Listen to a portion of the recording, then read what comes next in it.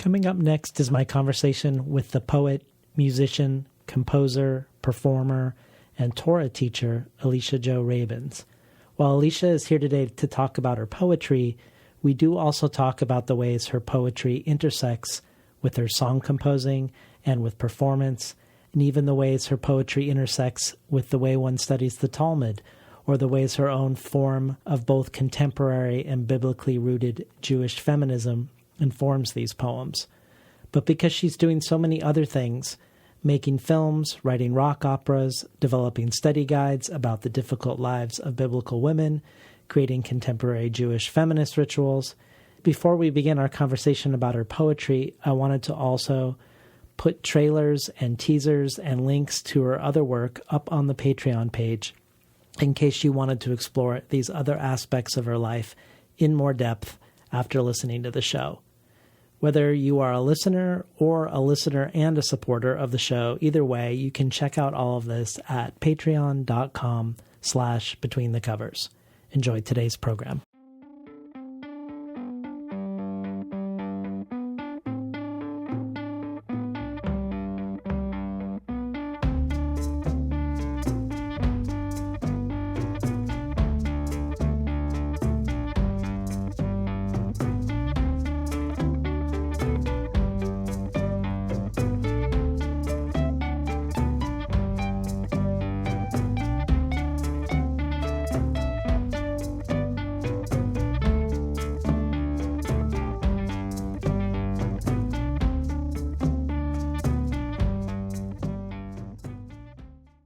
Good morning and welcome to Between the Covers. I'm David Naiman, your host. Today's guest is poet, musician, composer, and Torah teacher Alicia Rabins. Rabins has a BA in English and Creative Writing from Barnard College, an MFA in Poetry from Warren Wilson, and an MA in Jewish Women's Studies from the Jewish Theological Seminary.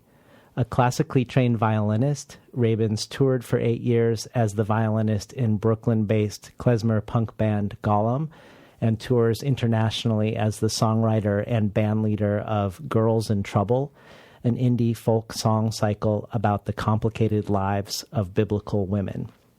Rabins is also the composer of a one-woman chamber rock opera called A Kaddish for Bernie Madoff, about the intersection of spirituality and finance, which was named one of Portland's 5 best theater performances of the year by Willamette Week, and which is now becoming an independent feature film. In addition, as if that were not enough, Rabins is a bar and bat mitzvah tutor, Torah teacher, and conjurer of contemporary feminist Jewish rituals. Alicia Rabins' debut book of poetry, Divinity School, was chosen by C.D. Wright for the American Poetry Review Honickman First Book Prize and was a finalist for the Oregon Book Award. Her chapbook, The Girl Who Wants to Be a Landscape, was selected by Mary Oliver for the Artscape Poetry Prize. Her poetry has appeared in the American Poetry Review, Boston Review, Plowshares, among many other places, and she's here today to talk about her second collection of poetry out from Augury Books entitled Fruit Geode. Major Jackson says of Fruit Geode, "Against the tide of received wisdoms about mothering and loving, one can only marvel at the personal cosmology Alicia Rabins builds in these poems. Fruit Geode amounts to a kind of ritualistic reclaiming of the body and spirit as mother and artist in the presence of both her progeny and her ancestors who watch as she spirits herself into song again and again." Lynn Melnick adds, "How does a body do what it does? Make love, mistakes, create life, exist after life. How does a body evolve, celebrate, regret, reconsider its big and small moments? These are the passionate concerns of Alicia Rabins' Fruit Geode, a book that I could not stop reading once I started, a book that drew me in with intimacy and force and then grabbed my heart hard, which is to say, if you have a body, this book is a must-read." Welcome to Between the Covers, Alicia Rabins. Thanks, David. So let's start with the title, Fruit Geode, which feels like an odd pairing of words, but also a pairing of words that really I think captures a lot of what the collection is wrestling with. So tell us what happened that created this pairing of fruit and geode. I think the kind of large-scale meta-answer is that I'm generally obsessed with opposites and how they contain each other. And this, the kind of maxim of as above, so below. And the literal embodiment of that led directly to this title was having my 2 children and the process of pregnancy and birth, and the sense, specifically how a pregnant belly is this kind of taut, self-contained, geode-like orb that looks so simple from the outside, and then on the inside contains essentially this human fruit. And, many people get these emails from websites that say the size of your fetus each day with, compared to what fruit it's the size of. And just more broadly, how the natural world has, the hardest rock and the softest fruit is all contained in nature. Well, I kept sort of parsing what I thought the fruit was and what I thought the geode was in the collection, and they kept switching meaning. But one of the motifs of the collection is this idea of being broken open. And you've called being broken open an impossible combination of deliciousness and violence, and also a wild flourishing that is also a surrender to extinction. So in a way, when I was thinking of those, my first impulse was to associate the geode with the surrender to extinction and the fruit to the flourishing wildly. But you could look at it the opposite way, I think, also, that perhaps the beauty and the flourishing of pregnancy and early motherhood can only be found through going through it, which I think is something that you're evoking in Fruit Geode, that only by being broken open through the process do you see what's inside the geode. And so, in a sense, the geode would be the wild flourishing. Mm-hmm. And the fruit would be associated with extinction of something that appears and is transient and ephemeral, and maybe in the way that one's identity or one's body is consumed and irrevocably. But I was hoping maybe you could talk a little bit about this question of being broken in relationship to these images that you've put together. Yeah.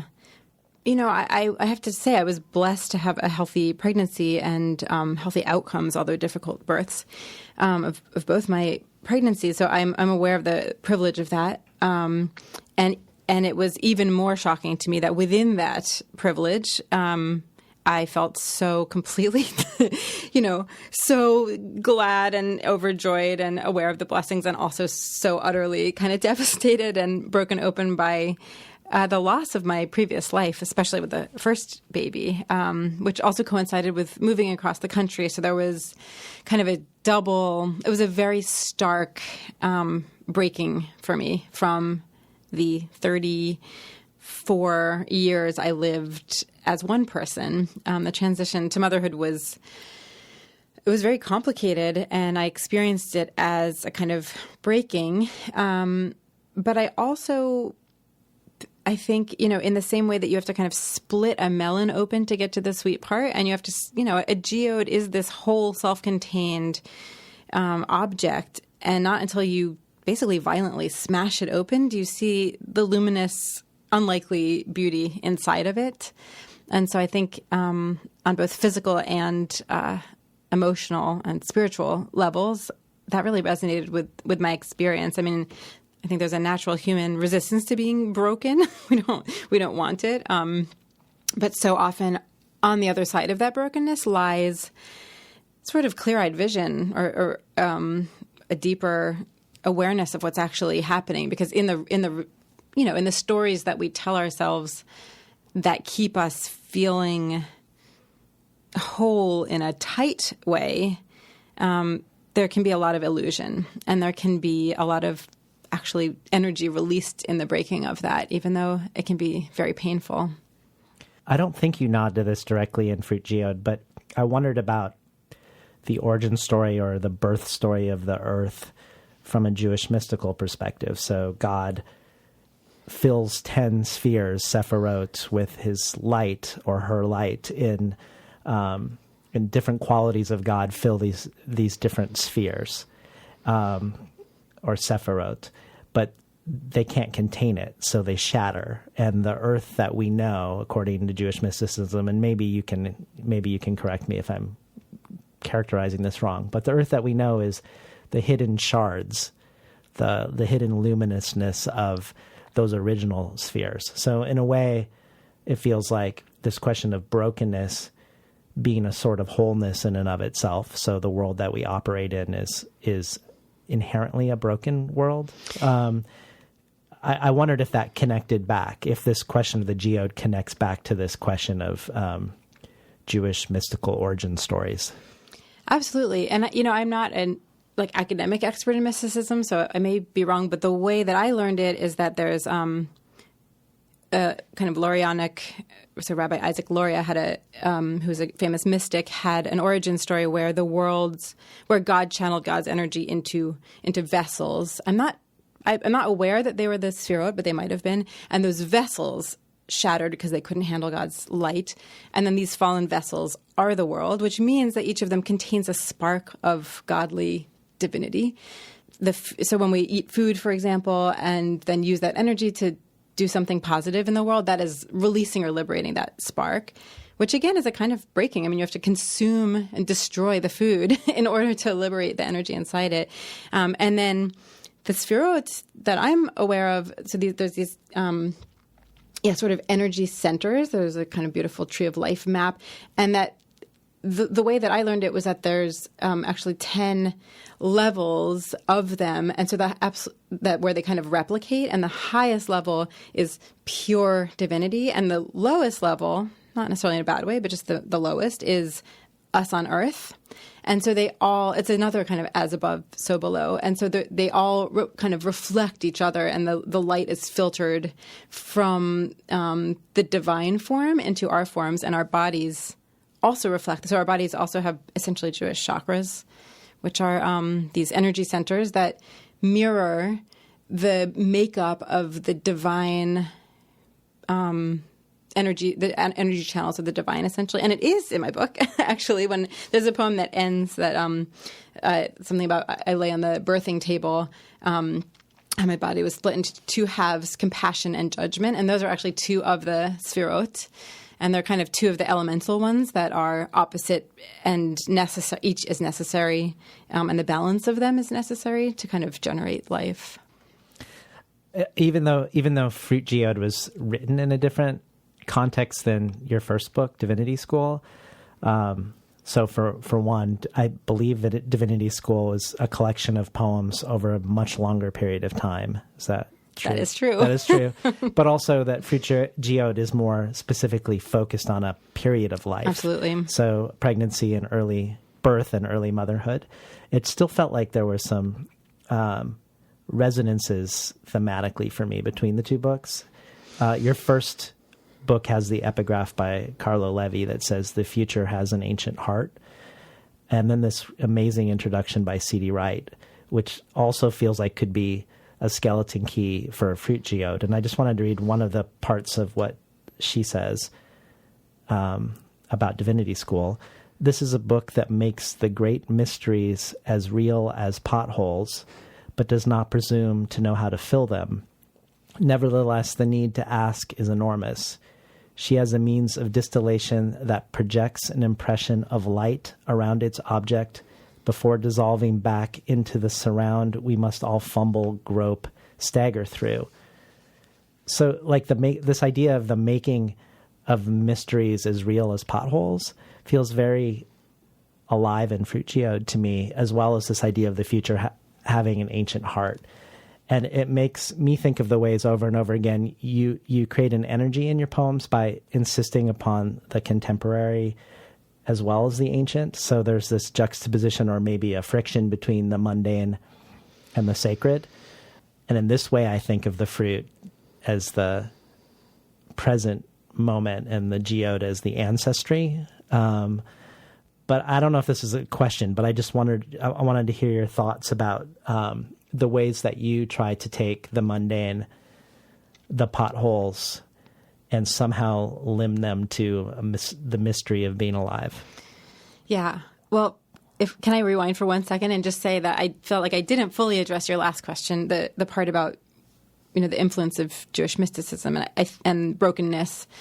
Pretty much everything I create is influenced by Jewish texts and traditions, which came into my life in my early 20s. So I didn't grow up with them very strongly, but I went very deeply into them when I found them. But also, I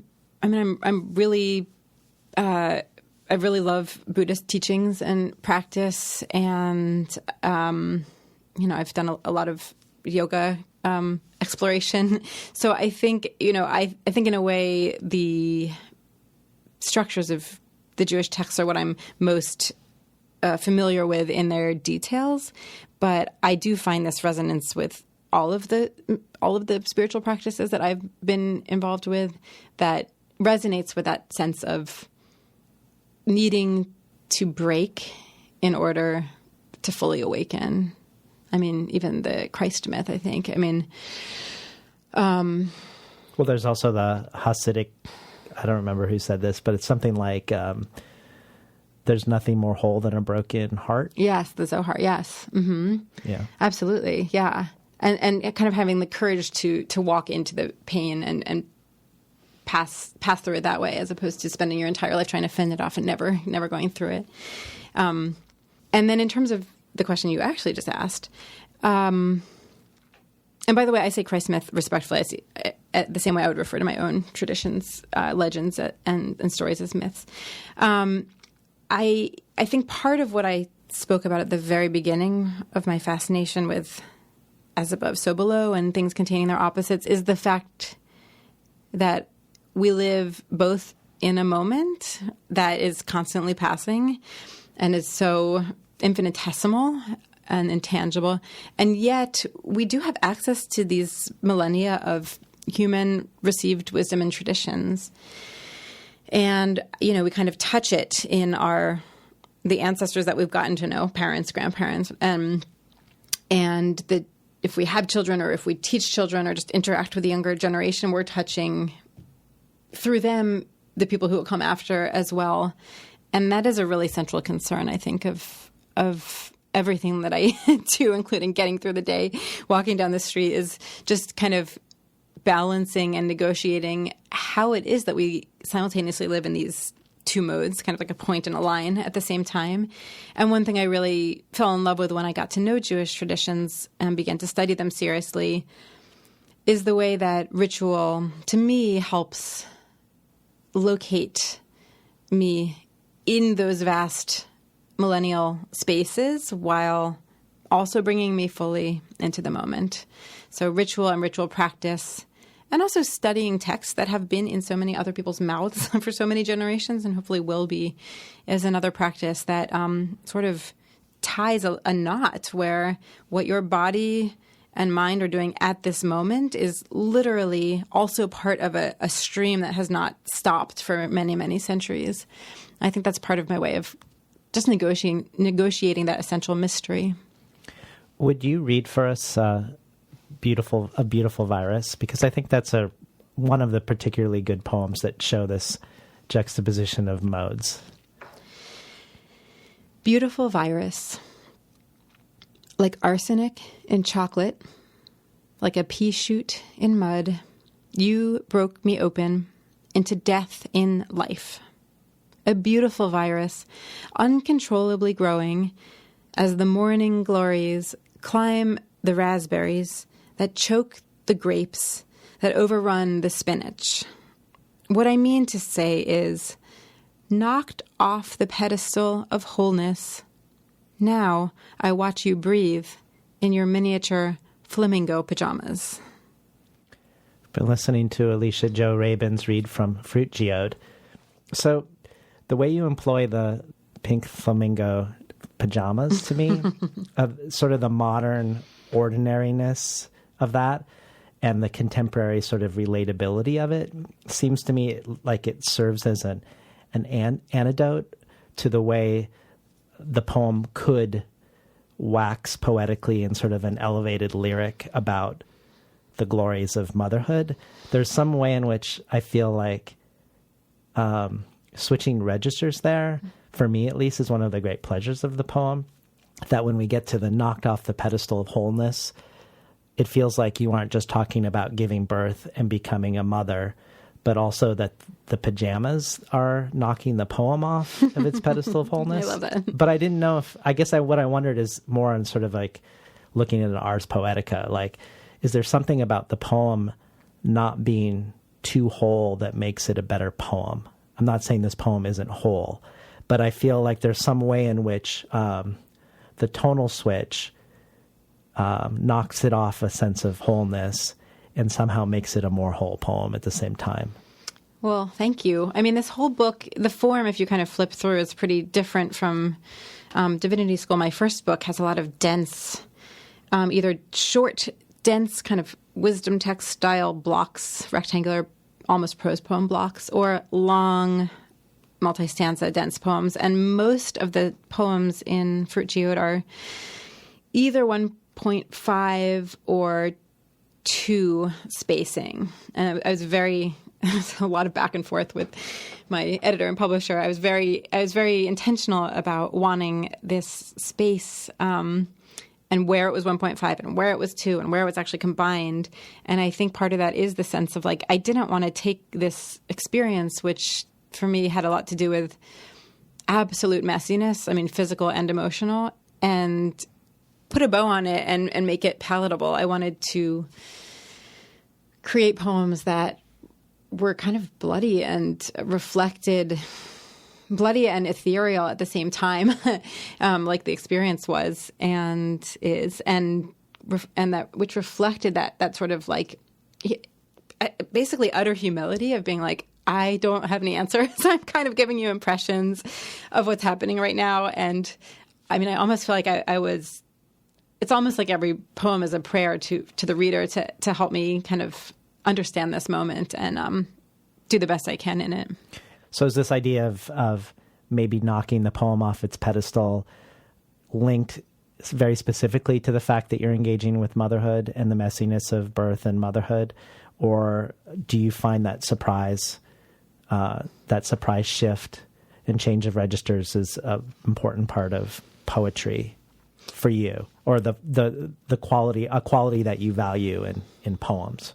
I like to write in a lot of different modes. I really treasure, I mean, I make art in a lot of different modes, and then within each mode, I like to be kind of wide-ranging because it feels to me like freedom and possibility. So one of my most influential teachers was Kenneth Koch, who taught at Columbia when I was an undergrad at Barnard. So I would trek across the street to take all of his classes. And, you know, I took myself very seriously as a poet in high school, and he basically dumped cold water on the entire idea of taking oneself seriously as a poet. And simultaneously, he was a dedicated, lifelong poet, you know, who had given his life to writing and teaching, which was just a beautiful combination. So he definitely was sort of like, whoa, let's keep it a little lighter here. Like, do we have to be kind of intense all the time? And from him, I think I learned that turn, which I kind of associate with Donne and Herbert and that era of being, you know, both highly intellectual, but also kind of trying to be light on your feet and, you know, kind of sexy and humorous. And I mean, I think it's part of also a way I like to try to live, where you're really deeply in the moment and really feeling it and really, you know, sitting with it, but also remembering the silly things and just kind of not taking your own narrative of the experience too seriously. And so I think poetically, I do love to play with that. That said, I also love poems that would never think to do that because they're so fully themselves in a different direction. So it's not like in my or anyone else's work, I kind of need to check that box, but I do love it as a kind of craft move. So you've quoted Allen Ginsberg in an essay that you wrote for Plowshares called Writing as Performance Art, where he says, don't get hypnotized into some false universe of pure imagery. And I think of this seduction of pure imagery as something, your pink pajama strategy, and also making the mysteries as real as potholes is working against. So maybe in line with the spirit of Ginsberg's quote. And I also think of like Afghan carpets where they always put, or traditionally you always would put variation in the pattern because the idea was that if it was too symmetrical, it would be less pleasing to the eye, which made me wonder about your thoughts about the poem on the page, the poem confronted as a visual object, the one that's more static, so the more, let's call it the geode poem, versus the performance of the poem in real time, which you do in front of people. And especially because you are a performer independent of poetry, and also you've performed your poetry as to music. So I guess my long-winded question is, what role does the embodied performance aspect of the poem, the fruit version, what role does it play in creating the poem? So what process are you going through, if any, that's performative and embodied in terms of creating the poem on the page and informing the way the poem appears on the page? Does that make any sense? It does. I'm trying to think of what my answer would be. Because when I'm writing, I write purely without editor brain. I mean, I just dip into some kind of stream of consciousness, you could say, and I just write whatever. And sometimes that ends up very close to the final form of the poem, and usually 90% of it gets thrown out. But it's like my critical brain is not welcome at that moment. And then when I start to edit on the page, I'm really thinking what works on the page. And I feel like the performance is a third step where it almost integrates them, where if I'm going to get in front of people and I just have this resistance to impose anything on anyone to a fault. So it makes me it's been a challenge as a performer because I hate the idea of being like, hey, stop and listen to what I'm doing. But I do love holding the space. And I think because I grew up as a musician, I'm used to doing that. And so when I'm crafting a performance, whether it's of something that's a poem on a page or of something, music that I've written, I'm very conscious of trying to kind of honor every second of the audience's attention, which is very different from stream of consciousness. And yet I'm completely in the present because to me, there's almost no more meditative present act than performance, where there's no escape, and whatever's happening in your head is happening in your head, and whatever arises, which is always unpredictable in live performance, you just kind of go with it. So in a way, I feel like there might be some sort of cycle from like the private act of generation and then the kind of in-between act of editing, and then the so public it's almost private again act of performance. Well, when you say the performance part is the third step, the integrative step, do you not perform your poems to yourself as part of figuring out how they would look on the page? I mean, is there any part when you're composing when you need to hear the poem, or is that not true for you? I do read it out loud as one of many criteria it has to meet. I mean, it has to look right, it has to sound right. But in a way, I feel like truly this may be because I grew up performing music and writing poems. I always related to poetry on the page as a very alive form.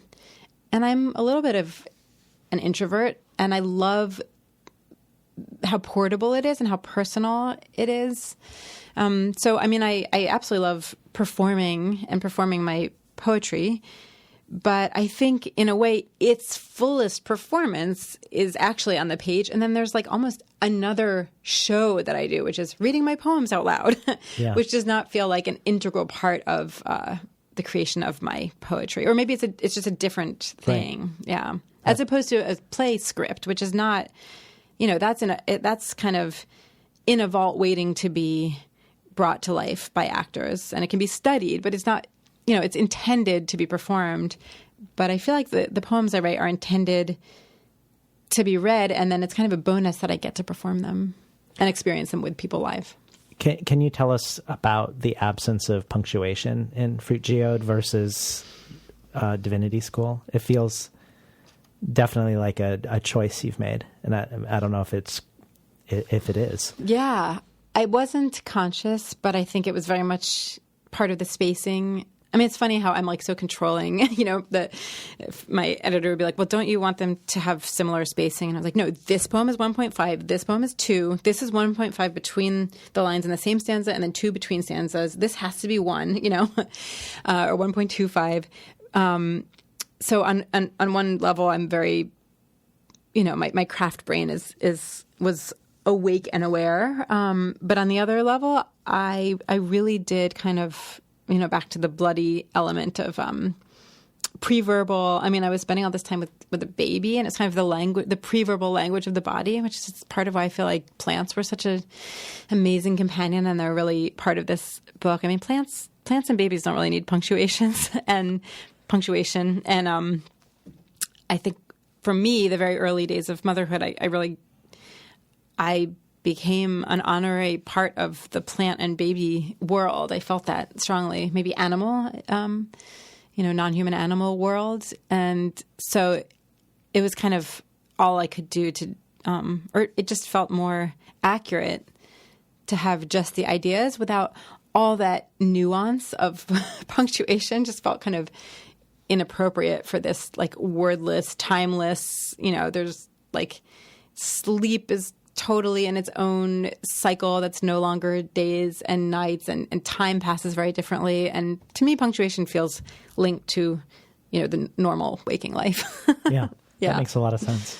Well, you've written a little bit about the difference between poems and songs, and you write both.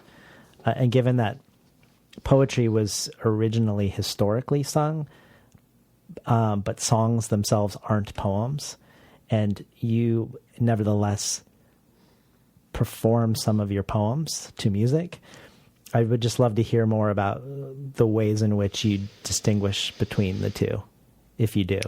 The way that I see it, it's sort of like a big bang of human endeavors. I mean, I think all creativity comes from the human impulse to beautify and to organize the chaos and embellish in a meaningful, powerful way to make beauty, right? And I think over the years of human civilization developing, we've refined that out into different forms. And I sometimes think of it like maybe sports, and I promise this is the only sports analogy I'll ever use. But, I mean, it's all the human body striving for achievement, but it doesn't necessarily translate. The skills from one to the other are quite specialized. And yet, obviously, there's a profound resonance and then there is a crossover. So that's how I see it. I mean, I think sometimes when people differentiate song lyrics from poetry, it's in some kind of hierarchical way. And I don't mean that at all. I just see them as, branching out from a shared center where once it was people singing words to convey something. And now we've refined, we have all these highly developed instruments that people specialize in, and vocal styles and harmonic languages, across the globe. And that's one thing. And then there's this highly developed, for words on poetry that lives on the page, which is as distinct, I think, from performance poetry. Like for poetry on the page, that's just developed along its own trajectory. So that's how I see them as basically cousins, and I happen to work in both. Well, I loved what you wrote about it, where you were using a sailing metaphor. Yeah. So poems are like sailing without a wind, where you have to generate the movement through the words in the white space, and the songs are sailing on a windy day, where the job isn't to create movement, but to adjust the sails with the words. I love that, adjusting of the sails with the words. So I guess my one sort of random question is, yes or no, Bob Dylan, Nobel? No answer. I don't know. You don't have an opinion?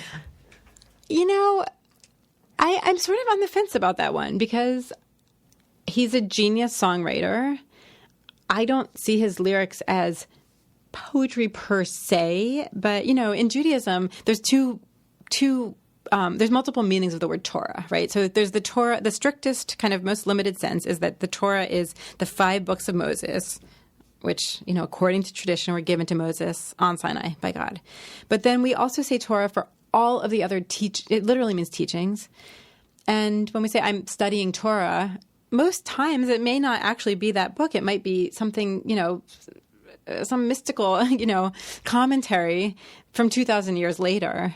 And so I think I'm just not a very dogmatic person, and I don't really like the idea of drawing, as soon as someone defines something, I kind of have the instinct to push back against it. So, well, it does seem like the question shouldn't be, are his songs poems? Because he didn't win the Nobel for poetry. He won it for literature. So the question, it seems like the salient question is, should he be considered for a literature prize? Right. Versus whether, because I don't think the songs are poems. Right. But how are they? I mean, wouldn't that be the form of literature they would be? Or are you saying, are his songs literature? Well, I guess that's the question. Right. It is the question. Are songs literature? Right. And I guess I'm just not that interested in categorizing. What I am interested in is I'm interested in the maximum amount of people feeling like they can connect to art.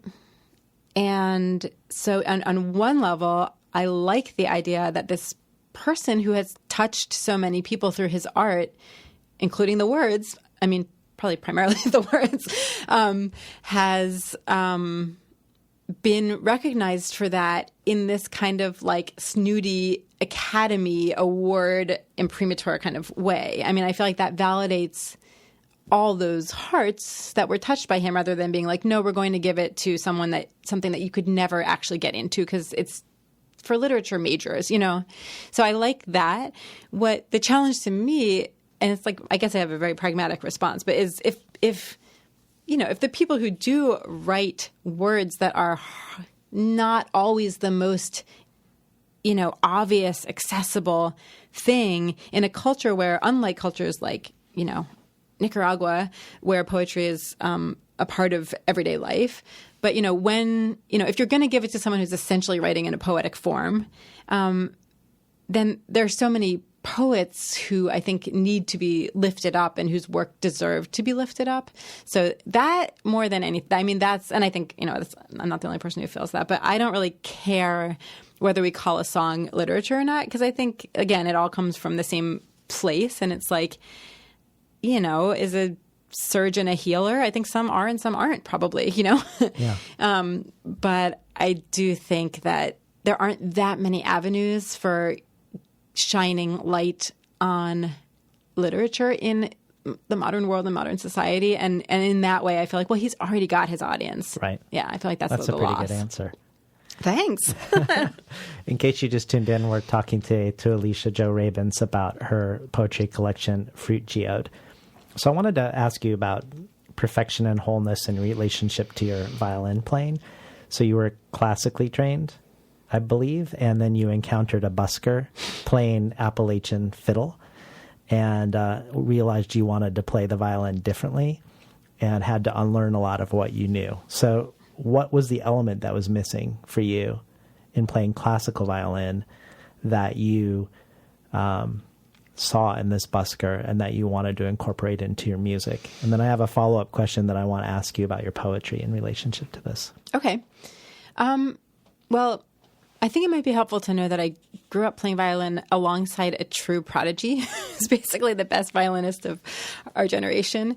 And it was kind of a lovely way to grow up because there was no question about it. And her family was lovely and she was lovely and it wasn't a stressful thing. So I always knew I liked playing violin, but it was like I was relatively so mediocre at it, even though I was fine at it. So I just did it for the joy of it. And while I was, lucky enough to be living at home with parents who would drive me to quartet practice and pay for lessons, I loved that. And it brought a lot of joy into my life and taught me so much about art and community. But I also love to play violin with 90s local indie rock bands in the Baltimore suburb where I grew up. And I loved being able to just kind of connect to people in a essentially we would write songs together, first of all. And that wasn't something, even though I did compose, that wasn't something that you would generally do in real time with other people. And then I loved the local music scene. I loved how people would kind of come together around shows, and I loved how everyone could be as weird as they wanted to be. And there was so kind of, so many rules, but so few rules. And so I think in that way, it's not like I was missing something from classical music because I had a very joyful, communal, classical upbringing. But I saw possibilities of essentially a more integrated life with music in the kind of local bands. But that wasn't quite right either because it was all super amplified and it just there's not really room for violin, exactly. And I didn't want to just play someone else's music. And there weren't that many girls, actually, women, young women playing in those bands at that moment. And so I think when I discovered fiddle music, it kind of fed or matched that. I kind of instinctively, I heard it and I was like, this is the thing where it's all the joy and beauty of playing the violin, but it's super portable and you don't need anyone else around you to have studied the same quartet or have the same sheet music to sight read.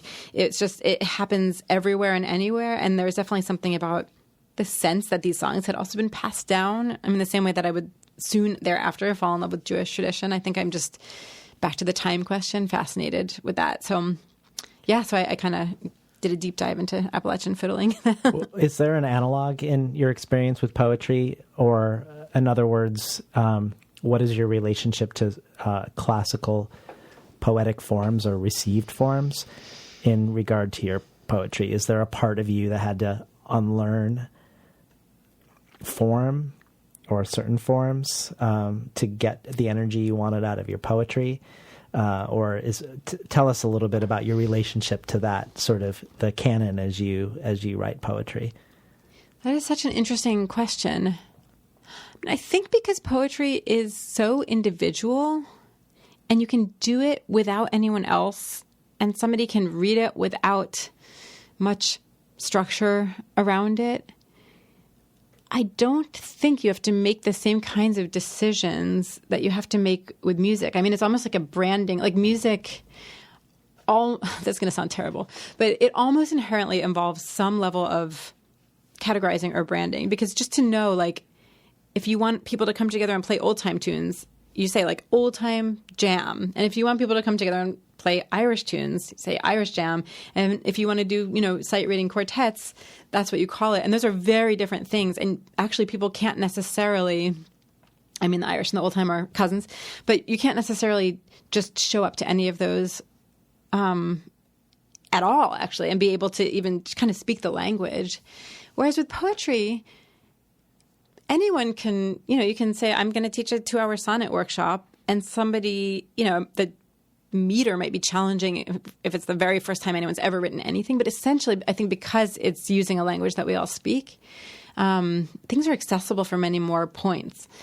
So I think I don't feel the need to... also with music, you're deciding, what's my instrumentation on this? It's so different. I compose on multiple instruments. So if I write a song on guitar, it's just, and I'm not a great guitarist, I'm kind of like a folk guitarist, self-taught. So that's going to go certain places. If I'm writing a song on violin through loop pedal, it's got this kind of orchestral thing, but also the limitations of the loop pedal. So there's just a lot more decisions, and I think therefore a lot more categories. So I just don't feel the need, and that's something I treasure about poetry, where it seems more kind of effete and elitist or something than sitting down to play music. But in a way, it's kind of the most democratic possible art form, because all you need is something to write with and something to write on, and you don't have to decide beforehand really anything. You can just see what comes out. Well, I was hoping maybe we could hear that same poem you read, but this time with violin. Yeah, sure. Yeah? Yeah. We're going to try it. Yes, and just because people aren't in the room with us, it's violin through effects pedals is. So when I was writing this book, Fruit Geode, I kind of decided halfway through that I did have a performative sense of it, and I had a sense that when I read it, I wanted to be able to create a live soundtrack to read along with it. And I had been, for a different piece I was working on, I was doing a lot of playing violin through effects pedals, which changes the sound of the violin and really gives it a lot more kind of vibey. It dissociates it from that traditional like violin sound. And so that is the soundtrack that I've kind of been improvising for this book. So it's different every single time. I never quite know what's going to come out, which is another instance of, performance and like kind of heightened in the momentness. So I'll do that.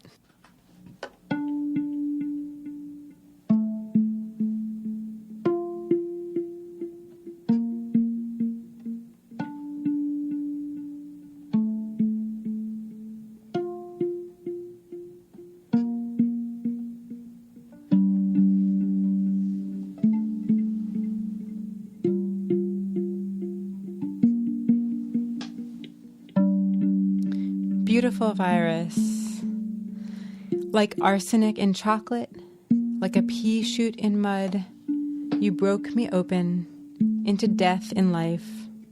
A beautiful virus, uncontrollably growing, as the morning glories climb the raspberries that choke the grapes, that overrun the spinach. What I mean to say is, knocked off the pedestal of wholeness, how I watch you breathe in your miniature flamingo pajamas.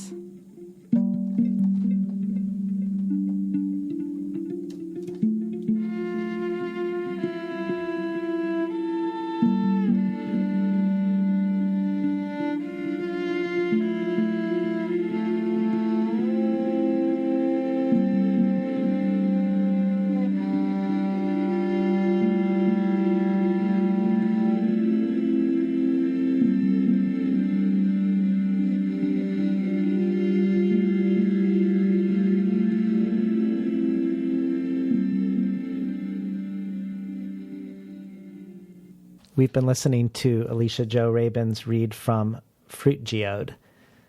So, thinking of the ways you bring the mysteries down to earth, as C.D. Wright would describe it, there's also ways in which I feel like you're doing the opposite, that you're taking things that are too mundane or too familiar or too leaden, and you're inspiriting them or revivifying them, which I think Major Jackson alludes to in his blurb. And that makes me think of Tikkun Olam, the Jewish call to repair the world. And I'm going to probably, much like I did with the Jewish mystical origin story, I'm probably going to get it wrong. So hopefully you're going to correct me.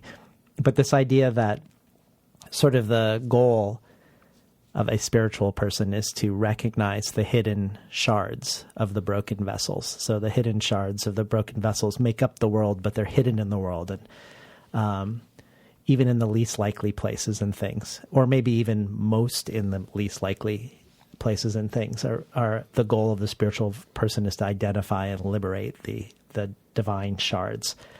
In one interview, you say, Fruit Geode is a book-length alternative to two gruesome syllables, midlife. I made myself laugh. I had no idea what I was going to say next. And you say that plodding trochee doesn't nearly begin to capture the hard-earned luminosity of these years, the possibility of peace and gentleness towards myself and others. So I guess you correct me if I did a disservice to Tikkun Olam, first of all, but also then talk to us about Fruit Geode as a midlife book. What it is celebrating or revivifying, what it's saying goodbye to, what is undervalued in the idea of midlife, and what you're trying to capture. All right. Well, I mean, I loved your super deep Tikkun Olam interpretation, and that is a mystical way of seeing it. And the Jewish educator in me just also needs to say that it's often, kind of when we say Tikkun Olam, which literally means fixing or healing the world, it has a very pragmatic, on the ground, dealing with, social justice and environmental destruction and kind of fixing problems that affect humans, which is back to the duality and holding them both. But I just want to make sure that that's kind of part of that story, is that, even like it's almost like you could switch your glasses or switch which lens you're looking at it. And on one lens, you're liberating these sparks, and it sounds very mystical. And then on the other lens, you're, giving somebody a meal, or not using, that plastic thing. and they sound like different practices, but it's actually one and the same. So that's my Tikkun Olam speech. And I totally forgot your other question now.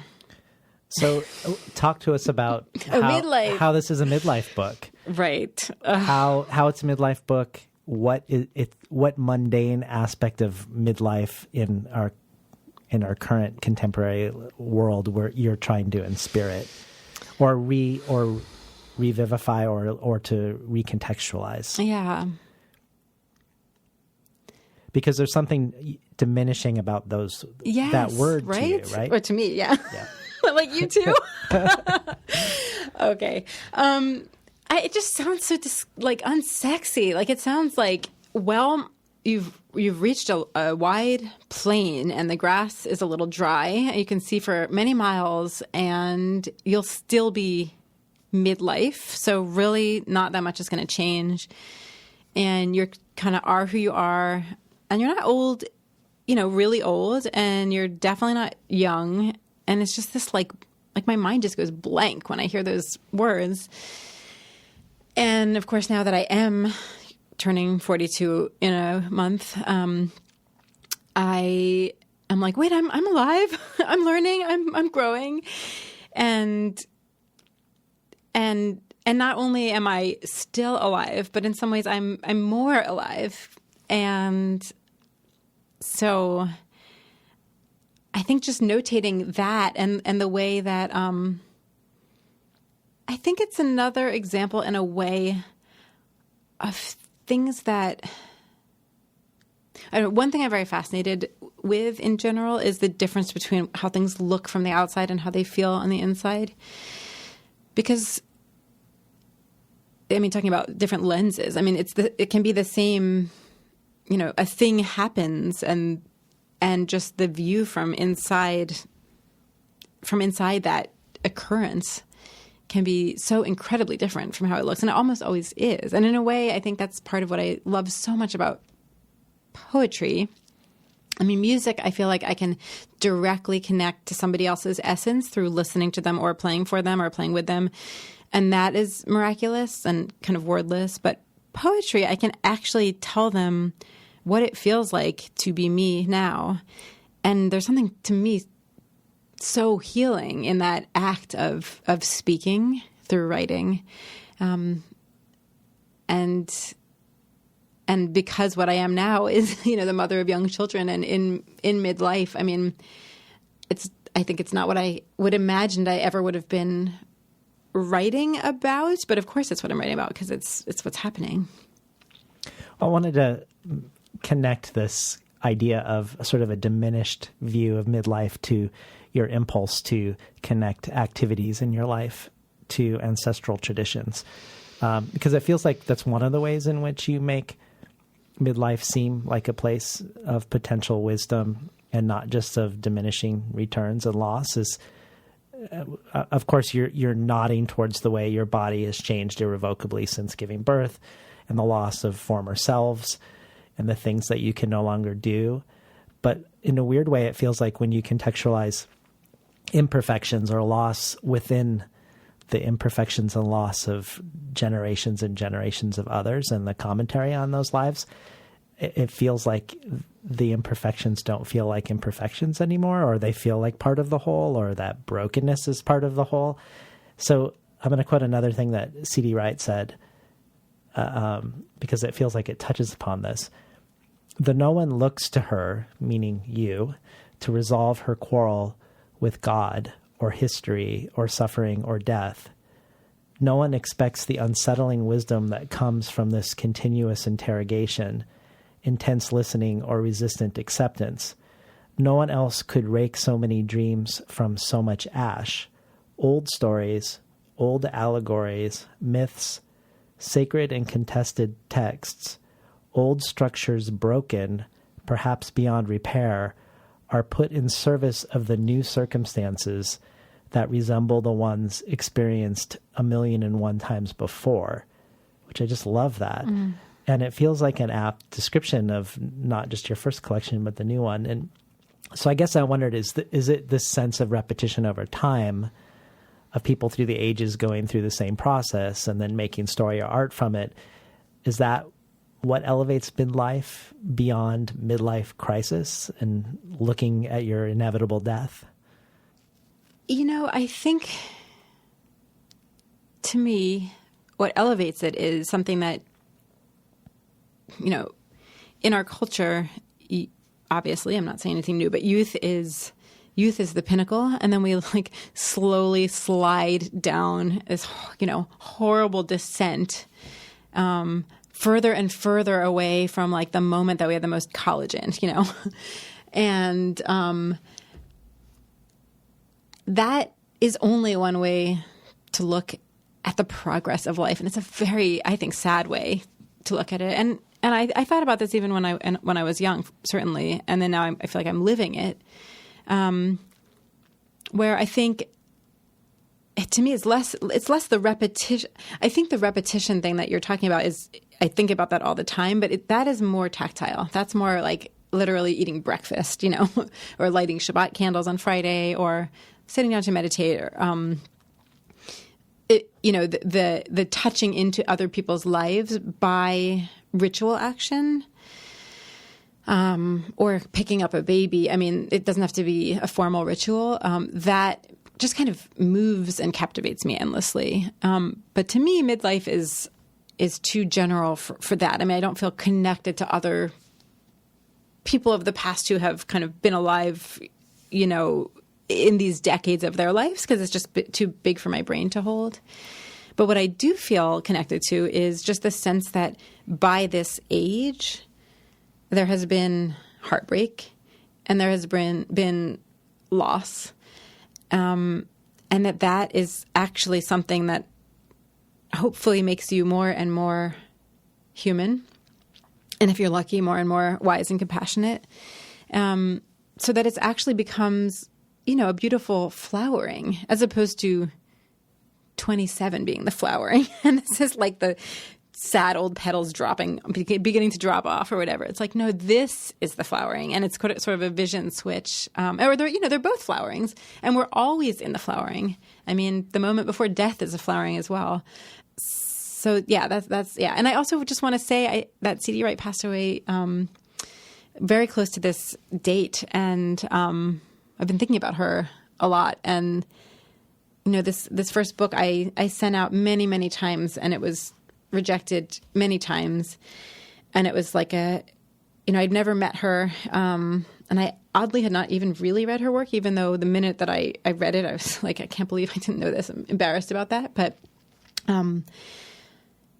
so the fact that she chose this book in a, kind of blind judged contest and wrote these things about it is, I don't know, it's still kind of, I can hardly believe it. I just want to name that and kind of send gratitude to her spirit. And of course now I do know her work, and I'm also so grateful for and her final her book's work. coming out any day now, I think, with Copper Canyon. Amazing. Yeah. Could we hear To Grow Wise and then The Monastery of Motherhood? Sure. To grow wise. One day I awoke to find myself in an unfamiliar body. Knees like tree trunks, passages in my belly, eyes 2 pools of tea. I began to understand the 2 sides of this sheath I wear, an old used suit and the chariot I ride through blessed days and nights. I began to feel the ones who will live millennia from now, hiding inside my pockets like poppy seeds.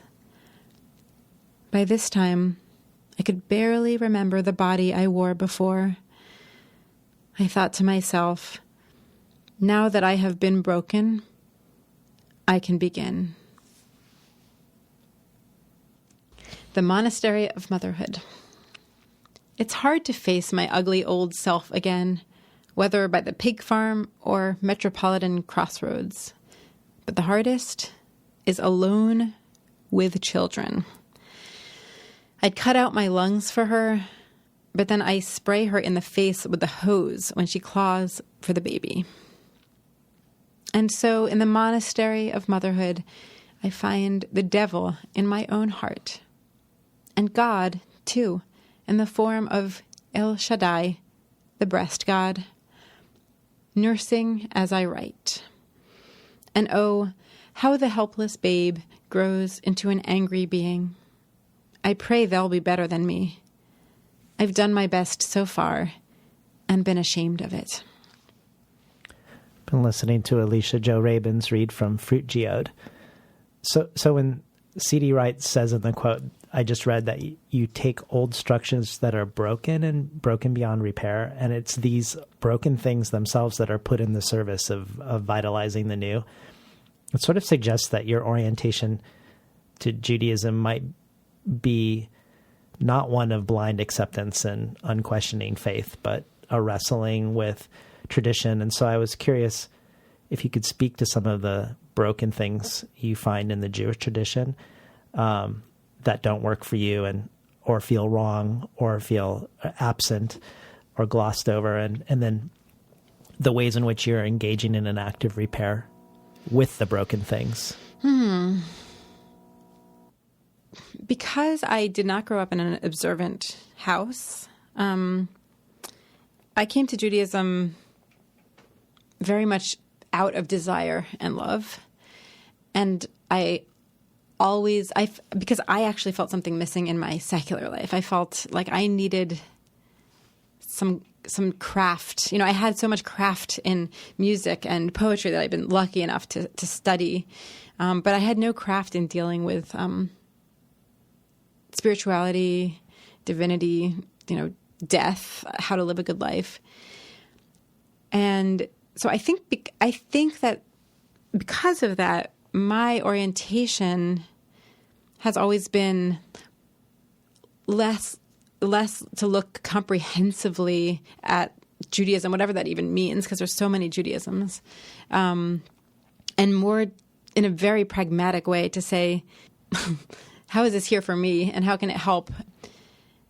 And that's also my orientation when I'm teaching it. I mean, how is this here for my 12-year-old bat mitzvah student or my 70-year-old adult student, and how can it help people's lives? How can it be a resource? So I think,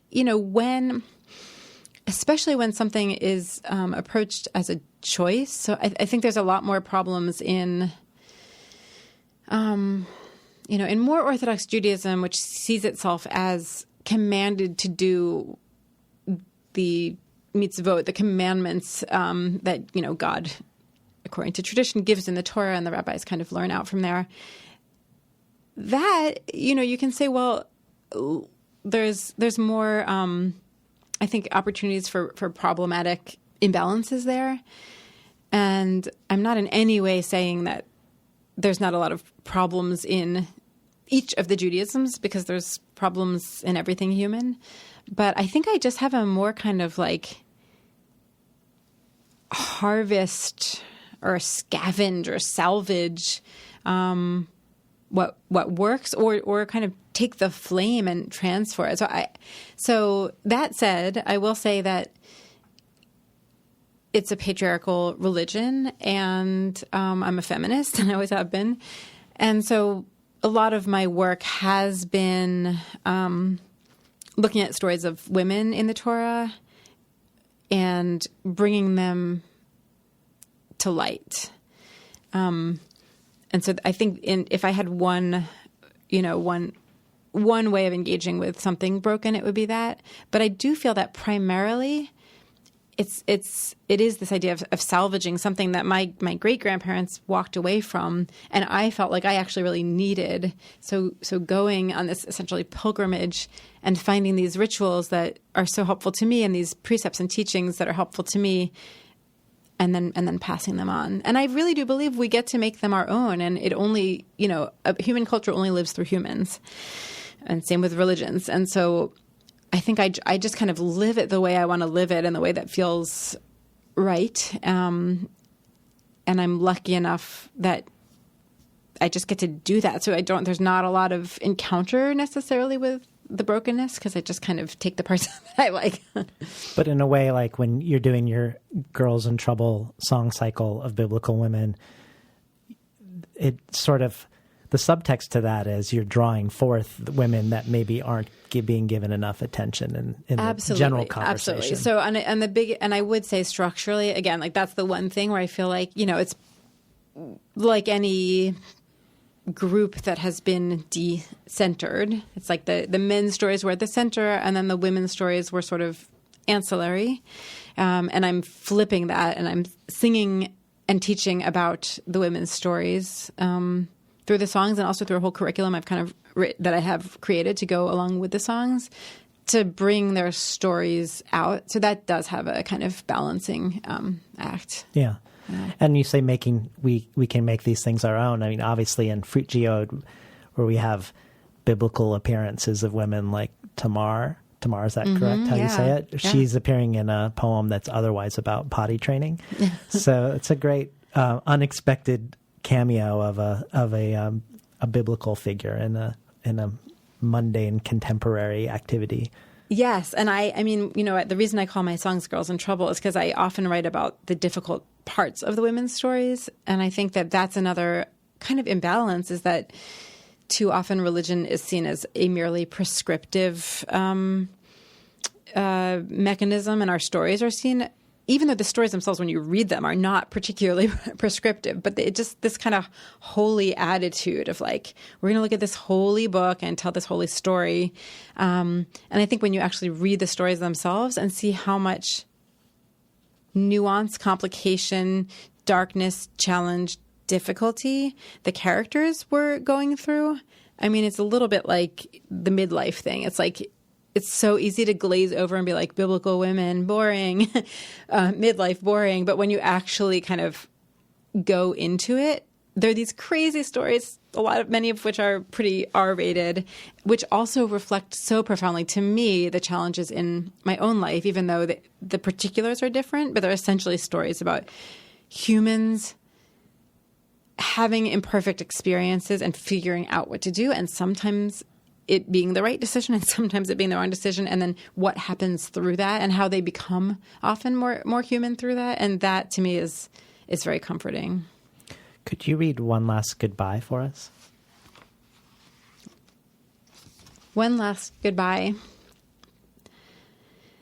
to the one who greeted me in the mirror, who waited around the corner, who quit this and quit that, who started this and that, to the one who got everything she wanted and never once realized.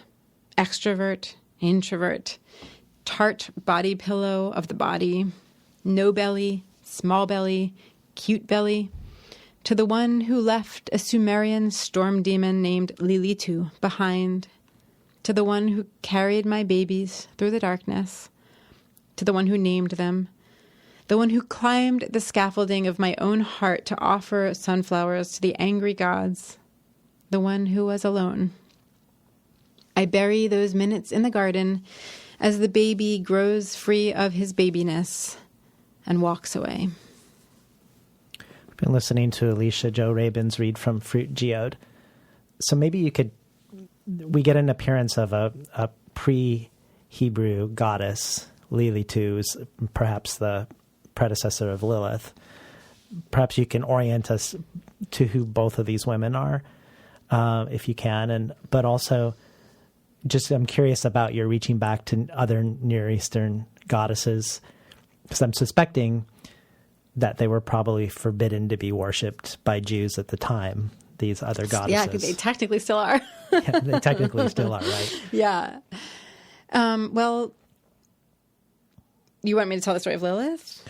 Or and people who don't know who Lilith is, maybe briefly you could speak to her, and also your impulse to draw farther back than Jewish traditions. Yes. I would say that's kind of probably the biggest difference in my spiritual practice since having kids, and in the second book to the first book, is I think along with kind of falling deep into the world of plants and babies, I have kind of fallen into the world of the feminine divine, which before I related to in a more traditional Jewish way as like Shekhinah, who's this kind of feminine manifestation of God.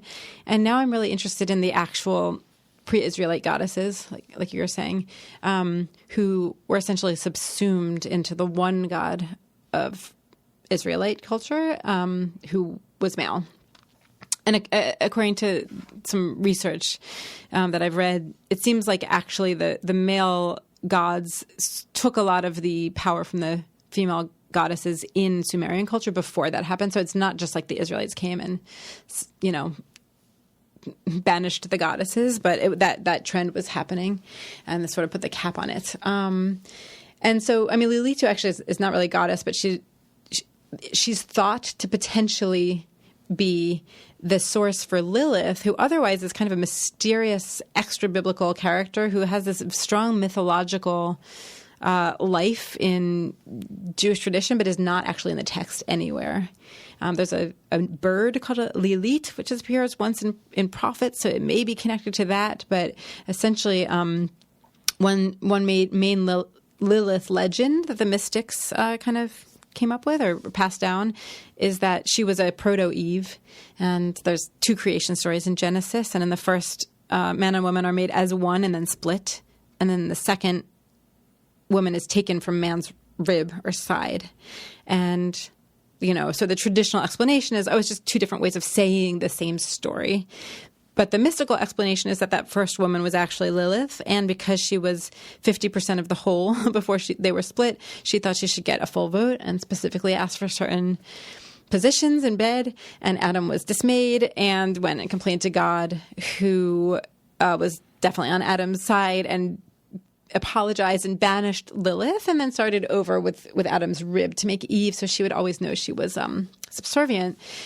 And according to legend, when Lilith was banished, she sort of became the demoness wife of this kind of proto-Satan demon, Samael, and they would have, hundreds of demon babies every night that would die by the morning. There's all these gruesome legends. So she was really feared, and especially in terms of, it's linked to this book because she was seen as a baby killer and a succubus who was kind of around matters of the body and sexuality and very early infancy. She was seen to be very dangerous. So women would create amulets against her to protect them. Well, there's also these, I know in Poland, I think it was medieval Poland, if a man ejaculated at night, yes, Lilith's spirit would come and create demon babies. Right. Well, and and one of the ways they saw it was that the reason that would happen at night is because she would appear and entice him. Okay. Yeah, exactly.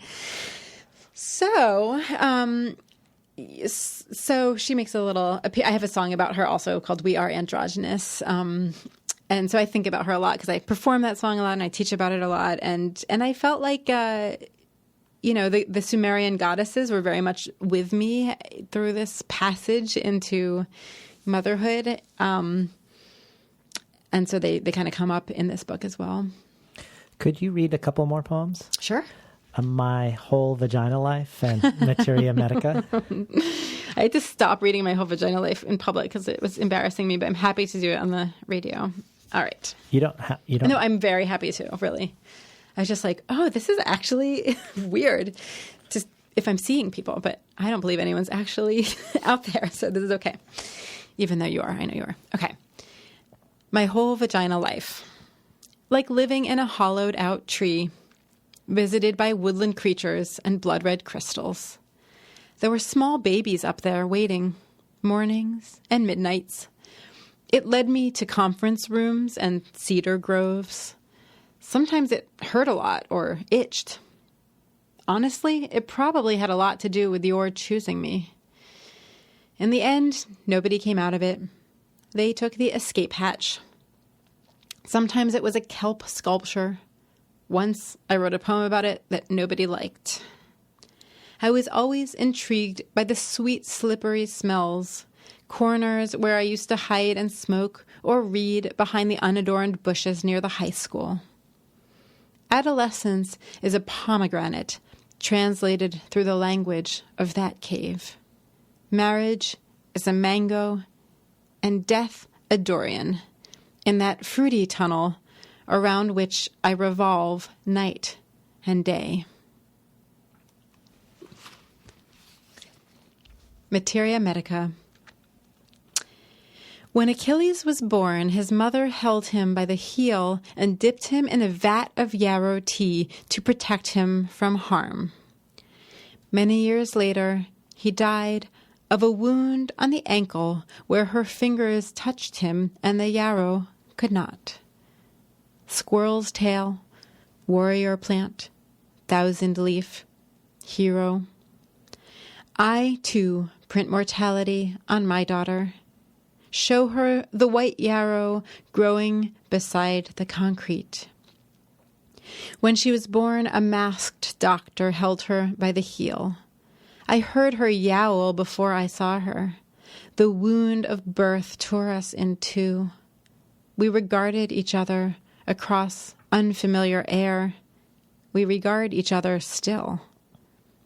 Daughter, we are sometimes girls, sometimes crones, or sisters, or friends. I teach you what I know. I make a tea bath for you of yarrow's 1,000 leaves. Witch, warrior, doctor, mother. Been listening to Alicia Jo Rabins read from Fruit Geode. So when I think about your gestures back in time to conjure forth women's stories as a way to anchor your own stories beyond yourself, I wonder, do you do this with poetic lineages? Are there poets that, living or dead, who you would consider yourself in relationship to, either in this book or more generally, or that you're conjuring forth? You know, I've never been a very encyclopedic reader in a certain way where I kind of I read things and they stay with me forever, but they kind of lose the name they were associated with and join into this soup. I find it really, really important to read other poets, and I really love reading other poets, but there's this way in which I think they're all equally part of everything that I write. The way I do feel that about kind of spiritual texts in general, or wisdom literature, I feel like more kind of specifically in conversation with. And I could definitely I could name some people who have influenced me tremendously, but I think when I'm in that generative state I was talking about before of kind of in the river, it's all like I'm bathing in everything I've ever encountered in my life and every poet I've ever read. And so would you place yourself, or do you believe in a poetics of Jewishness, or would you place yourself in a Jewish poetic tradition ever?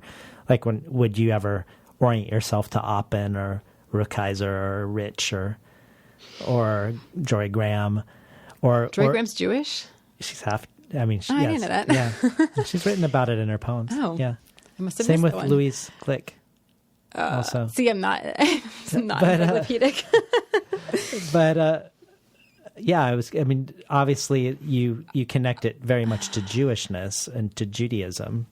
Yeah, my feeling is, in terms of being, a Jewish poet or a woman poet, any of those, mother poet even, I feel like that's a curatorial distinction. So I have no problem with it at all. I'd be happy to, obviously any of those people that you just mentioned, I'd be beyond honored to be included in the same universe. but at the same time, I feel like, I'm writing from some kind of like place in myself that is deeper than this particular lifetime's gender or tradition, even while I'm incorporating a lot of those things. So I feel like that's for readers to kind of categorize me, and I'm happy and honored to be categorized kind of any way people want to, but I don't think about that. And I think, when I'm writing something, I would say with music, I feel a little more directly, often I will be thinking of a few different songs while writing, or a specific songwriting tradition or something. Like I'll choose a genre to write a song in. And so there's, it evokes these greats of the genre for me. But I think with poetry, there is this purity and simplicity of like radical presence where it really all falls away. Mm-hmm. I love that. Well, you've mentioned a poem by Norman Fisher called Questions. Oh, yeah. As one of your favorite tools for generative workshop. I don't know this poem, but I was curious what you do with it, with this poem, and whether you generally use prompts or in teaching, or whether you use prompts or constraints in writing. Yeah, well, in teaching, so I've been occasionally teaching this workshop that's been so fun, a generative workshop, a poetic spiritual autobiography. And we essentially read a number of poets writing in different modes about spirituality for a short, we'll read an excerpt of, Christopher Smart, or of this Norman Fisher, beautiful Norman Fisher poem, for example. And then we'll do, 7 minutes of writing in that mode. So by the end, you have this interesting kind of like kaleidoscopic perspective, which you never would have gotten to by sitting down and deciding to write something, because there's all these different voices influencing you, and you're consciously writing in different styles. And then, what people do with it is up to them. So some people have linked it as a kind of section poem, and some people just choose one of them and that becomes a poem, or it's just an exercise and it doesn't go anywhere. But Norman Fisher's poem is all questions. And so I love the interrogative move in poetry. And I do love restrictions, generative restrictions. Like if you write a poem that is all questions, you will get to some lines you never would have been able to get to otherwise. Are there constraints in Fruit Geode? So, no, I would say my main constraint is that I wrote a lot of it on my phone. And I was often holding a baby. And I wrote, I've been doing this thing called the grind for years, on and off, where you commit per month. You can commit during each month at the beginning of the month if you want to or not, to just send something out to a group of essentially strangers each day.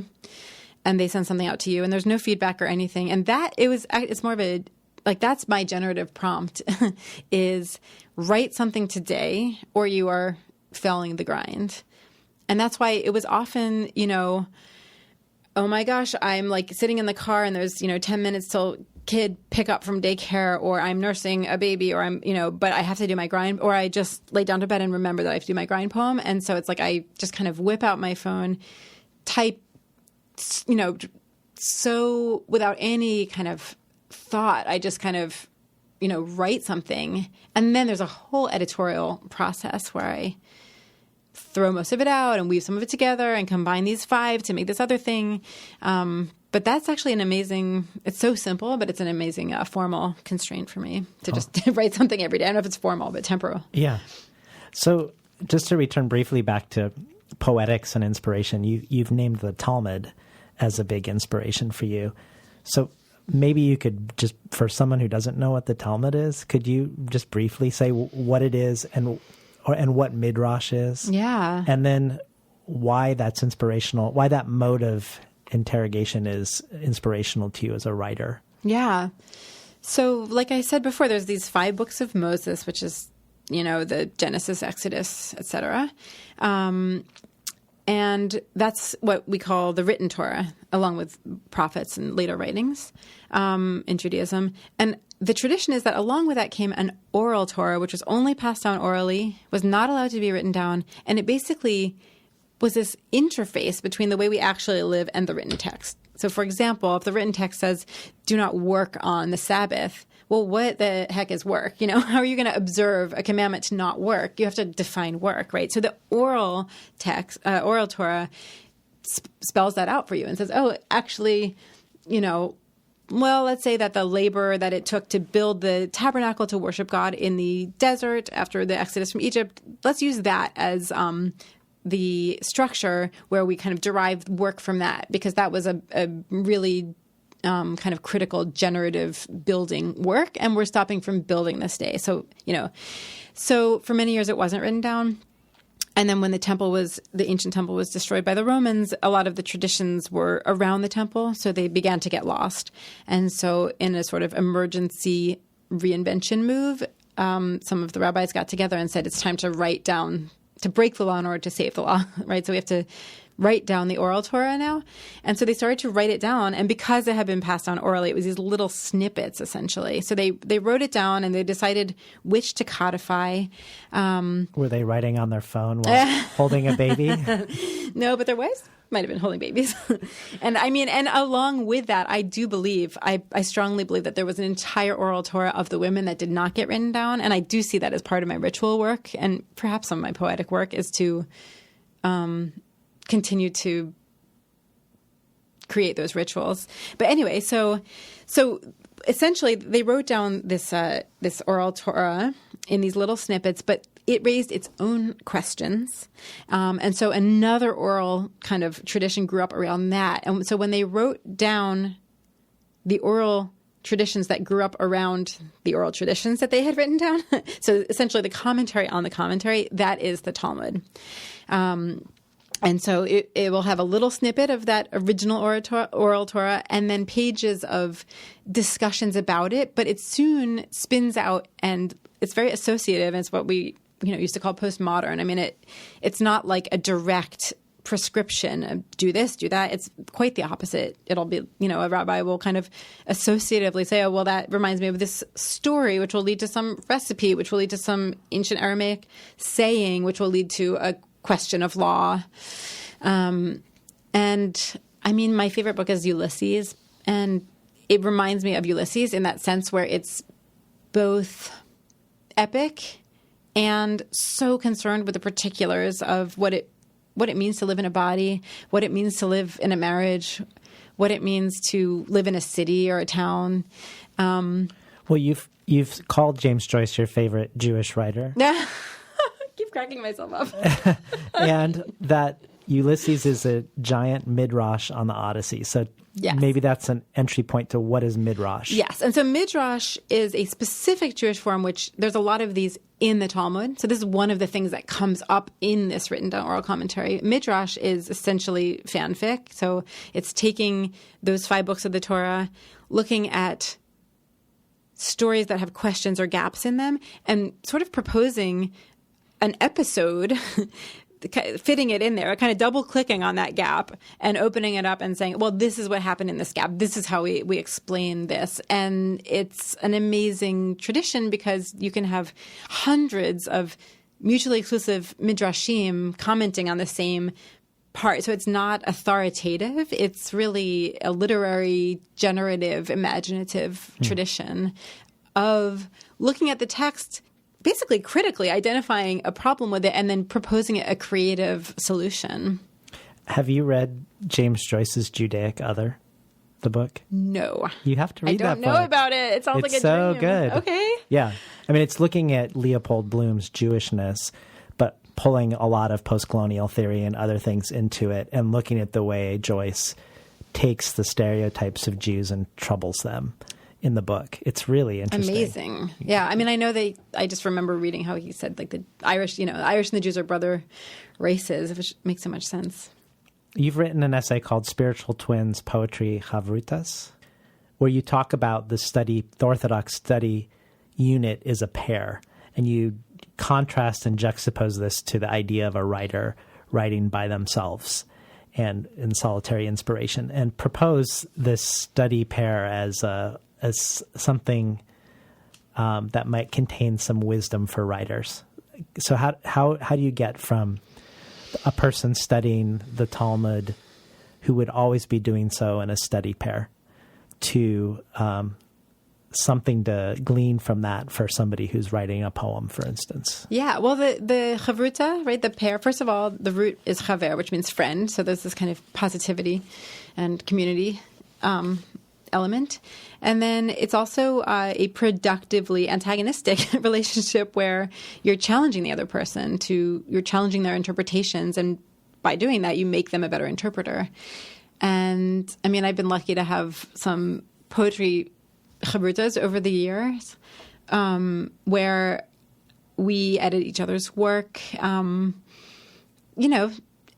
holds. I mean, always trying to be kind, but where what we go to each other for is like what part isn't holding up. And I think that that's something that so many poets do. And I think just kind of honoring that as a kind of beautiful part of the process of writing, that it's not supposed to be this heroic, one-person thing that we take from beginning to end and then finally show it to the world, but that there's this collaborative element where we're all of our DNA is imprinting on other people's work and vice versa. And really we're all engaged in a bigger project, which is the human endeavor of creating beauty, in this case, through poetry. And what is the film that you've made? So there's an amazing local artist named Lisa Schoenberg, who lives in Portland, also does a lot of work in New York. And she's a drummer and entomologist and composer. And we're friends. And we both, a couple years ago, realized we were both turning 40. And I was like, I've never played drums. I would love to learn drums. I play all these melody instruments and songwriter, And she is Jewish, but didn't really have any formal Jewish education. So she was like, I've always wanted to have a bat mitzvah. So we came up at first jokingly, and then it got more and more serious with this idea to do a Skillshare of bat mitzvah lessons. So Torah chanting and Jewish history and all that stuff.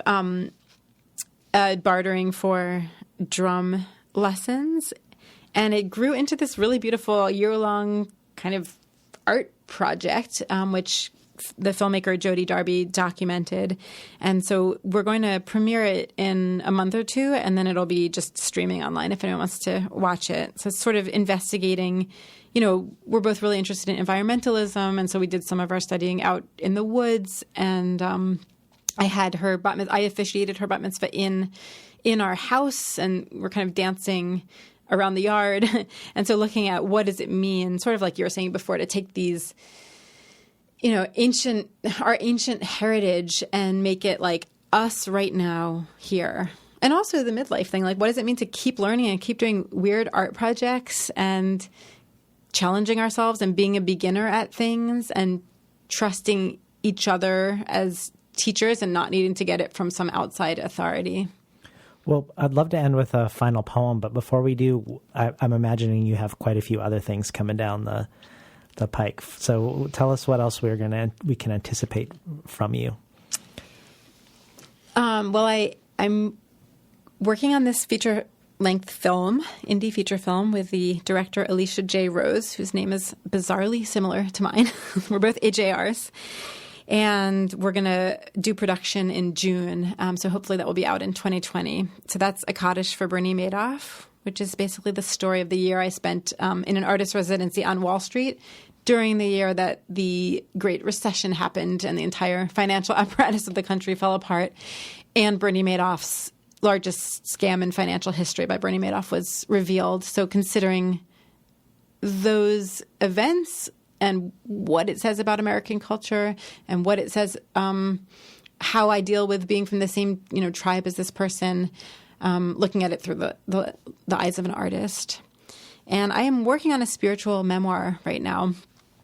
That's sort of the story of how I grew up very secular and then went very deep into these texts and traditions, and how I am ending up for the moment the way that I am, and just sort of telling that story. So I'm deep in that right now, which is my first long form prose, which is very fun and humbling and exciting.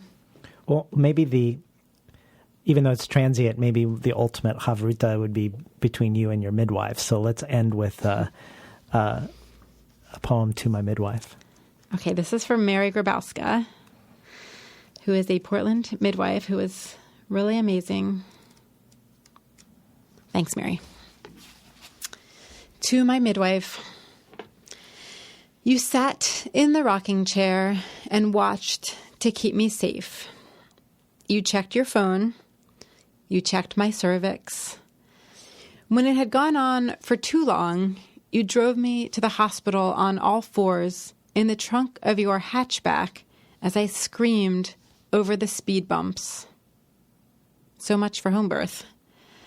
Strangers watched in the ER as you braced your body against the wall so I could lean on you. Oh, Mary, now I'm alone with my baby, and you are elsewhere, your hand inside some other mother. It's so great having you on the show, Alicia. Thank you so much, David. I've been talking today to Alicia Jo Rabins about her latest book from Augury Books, Fruit Geode. You've been listening to Between the Covers. I'm David Naiman, your host.